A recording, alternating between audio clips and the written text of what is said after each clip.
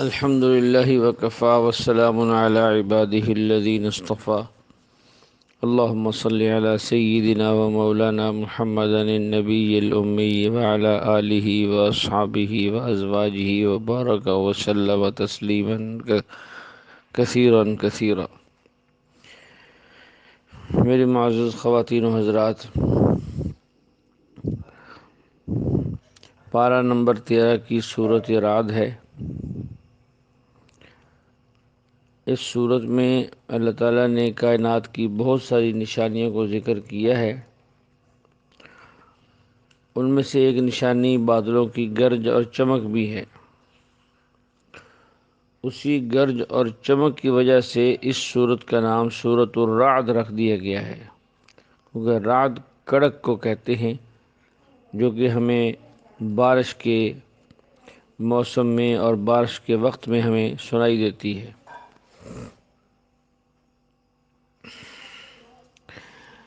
یہ سورت 43 آیت پر مشتمل ہے۔ اس میں اللہ تعالیٰ نے اسلام کے بنیادی عقائد، توحید، رسالت، قیامت کو بیان کیا گیا ہے، اور ان پر ہونے والے اعتراضات کے کچھ جوابات بھی دیے گئے ہیں۔ سب سے پہلی آیت الف لام میم را تلک آیات الکتاب والذی انزل الیک من ربک الحق۔ اس آیت میں قرآن کریم کے کلام میں حق ہونے کو بیان کیا گیا ہے، اور جو اس میں لفظ الکتاب ہے، اس سے مراد قرآن پاک ہی ہے۔ تلک آیات الکتاب، آگے ہے الذی انزل الیک من ربک هو الحق، وہ جو تیرے رب کی طرف سے اتارا گیا ہے تیری طرف وہ حق ہے۔ اس میں دو رائے ہیں کہ اس سے مراد قرآن کریم بھی ہو سکتا ہے، اور اس سے مراد حضور علیہ السلام کی حدیث، آپ کے فرامین بھی ہو سکتے ہیں، کیونکہ وحی کی دو قسمیں ہیں۔ قرآن پاک کو وحی مطلوب کہا جاتا ہے، اور حدیث کو وحی غیر مطلوب کہا جاتا ہے۔ جس طرح قرآن کریم وحی الہی اور برحق ہے، اسی طرح حدیث رسول بھی وحی الہی برحق ہے۔ جیسے قرآن کریم حجت ہے، اس طرح حدیث رسول بھی حجت ہے۔ فرق صرف یہ ہے کہ قرآن کریم کے الفاظ اور معانی دونوں اللہ تعالیٰ کی طرف سے ہوتے ہیں، جبکہ حدیث کے معنی تو اللہ تعالیٰ کی طرف سے ہوتے ہیں، لیکن الفاظ خود آپ علیہ السلام کے ہوتے ہیں۔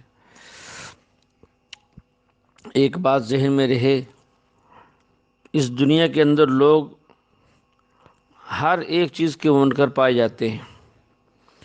کچھ لوگ ایسے ہیں جو خود اللہ تعالیٰ کے وجود کے منکر ہیں، جیسے یہ دہریے لوگ، اور اسی طرح بہت سے لوگ وہ ہیں جو قرآن کو قرآن ہی نہیں مانتے، جیسے مشرکین مکہ، اور بہت سے لوگ ہمارے زمانے کے اندر منکرین حدیث ہیں، جو حدیث کو حجت نہیں مانتے، بلکہ کہتے ہیں کہ بس ہمیں قرآن کافی ہے، ہمیں اس سے زیادہ کچھ نہیں چاہیے۔ انہوں نے اپنا نام بڑا ہی خوشنما اہل قرآن رکھ لیا ہے۔ تو یہ سارے فتنے ہیں۔ ہمیں اللہ کے کلام پر ایمان لانا چاہیے کہ جو اللہ نے فرمایا وہ بھی حق ہے، جو اللہ کے نبی فرماتے ہیں وہ بھی حق ہے۔ اسی میں انسان کی کامیابی ہے۔ اس کے بعد اللہ نے اپنی قدرت کی کچھ نشانیوں کو بیان کیا ہے۔ اللہ الذی رفع السماوات بغیر عمد ترونها ثم استوى على العرش وسخر الشمس والقمر كل يجري لأجل مسمى يدبر الامر يفصل الآیات لعلکم بلقاء ربکم توقنون۔ اللہ کی قدرت کاملہ کی بڑی بڑی نشانیاں ہیں۔ آسمان کو دیکھیں، سورج دیکھیں، چاند دیکھیں۔ اللہ تعالیٰ نے اتنے بڑے بڑے آسمانوں کو بغیر ستونوں کے کھڑا کیا ہوا ہے۔ یہ اللہ کی قدرت پر بہت بڑی دلیل ہے۔ سورج اور چاند کو دیکھیں، اپنے مدار میں گھومتے ہیں، گردش کرتے ہیں، وقت مقررہ پر آتے ہیں، وقت مقررہ پر جاتے ہیں۔ جو رفتار ان کی متعین ہے اسی رفتار پر چلتے ہیں، نہ اس میں کبھی کمی ہوتی ہے نہ کبھی زیادتی ہوتی ہے۔ اور پھر ان ساری چیزوں کو اللہ نے انسانوں کی خدمت میں لگایا ہے، تو یہ اللہ کی قدرت کی بڑی بڑی علامات میں سے ہے۔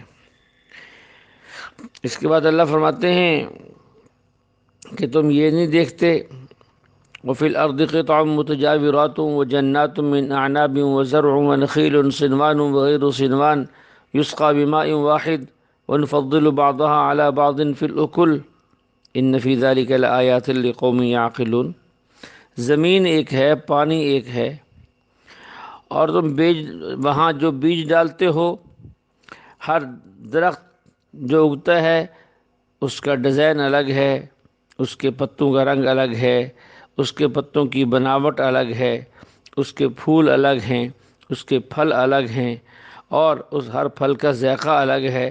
میں کہ یہ تو ایک عام سی بات ہے جسے ہر بندہ سمجھتا ہے۔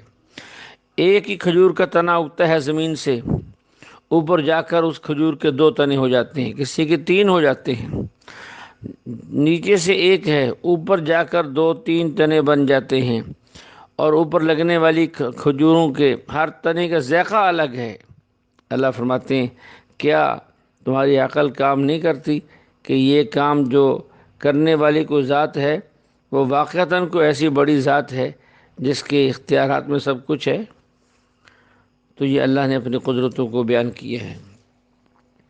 اس سے آگے چل کر کچھ فرشتوں کی جو ڈیوٹیاں ہیں اس کا ذکر ہے۔ لہو معقبات من بین یدیہ ومن خلفہ یحفظونہ من امر اللہ ان اللہ لا یغیر ما بقوم حتی یغیروا ما بانفسہم۔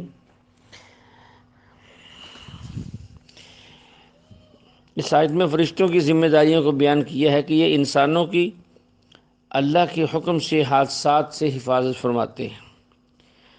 فرشتوں کی ڈیوٹی کا یہ مطلب نہیں کہ انسان جو چاہے کرتا پھرے، یہ فرشتے حفاظت کر لیں گے، نہیں۔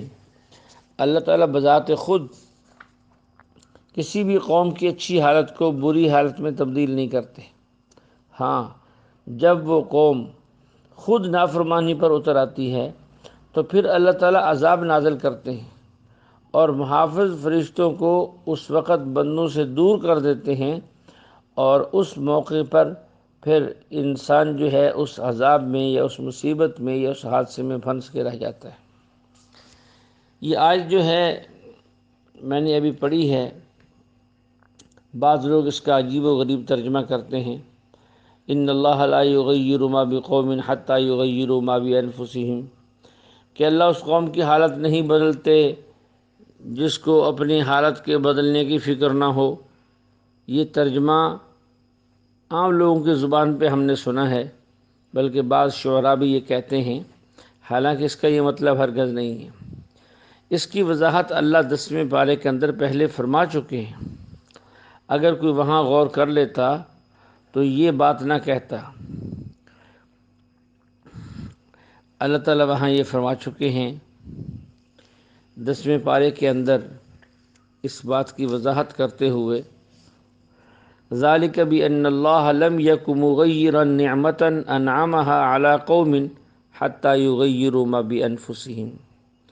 اللہ تعالیٰ جب کسی قوم کو کوئی نعمت دیتے ہیں تو اس سے نعمت اس وقت تک نہیں چھینتے جب تک وہ لوگ اس نعمت کی نہ قدری اور نہ شکری نہ کرنے لگ جائیں۔ اس وقت تک اللہ تعالیٰ جو ہے ان سے نعمت نہیں چھینتے۔ اس لیے ہمیں چاہیے اللہ کی جو نعمت ہمارے پاس، سب سے بڑی نعمت ایمان اور اسلام، اس کے بعد دوسری نعمت اللہ کے احکامات کو پورا کرنا، تیسری بڑی نعمت اللہ کی نافرمانیوں سے بچنا، اور چوتھی بڑی نعمت کہ ماحول کا سازگار ہونا، پانچویں بڑی نعمت کہ اللہ نے ہمیں والدین، اولاد، نیک بیوییں اور ہمارے کاروبار اور معاملات اور دنیا کی زندگی کی آسانیاں ہمیں جو عطا کی، یہ سب نعمتیں ہیں۔ تو ہر نعمت کا ہم شکر ادا کرتے رہیں گے، اللہ جل شانہ کبھی بھی ہم سے ہماری نعمتوں کو نہیں چھینیں گے اور ہمارے حالات کو تبدیل نہیں کریں گے۔ اللہ سے دعا ہے اللہ ہمیں ہر وقت شکر ادا کرنے کی توفیق عطا فرمائے۔ وآخر دعوانا ان الحمد للہ رب العالمین۔